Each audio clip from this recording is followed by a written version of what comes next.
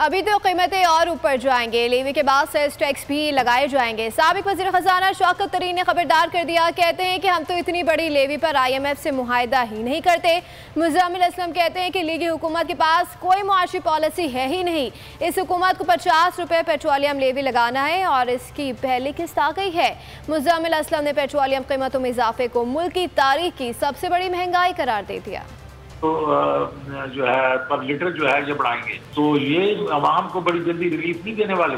मेरा कहना ये है कि 10 रुपए अगर हर महीने ये बढ़ाएंगे तो उससे ये 855 अरब रुपया इकट्ठा नहीं होगा। ये इनको बहुत ज्यादा बढ़ानी पड़ेगी और ये 50 रुपए 3 लीटर पे बहुत जल्दी जाना पड़ेगा।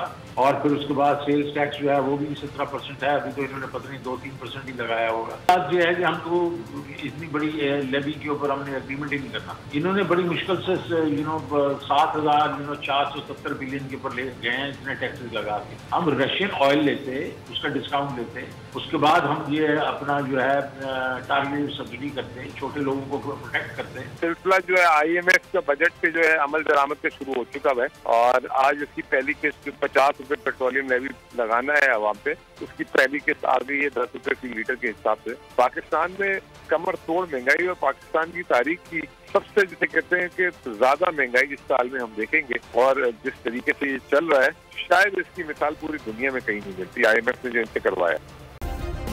सब्सक्राइब करें और बेल दबाएं ताकि कोई खबर रह न जाए।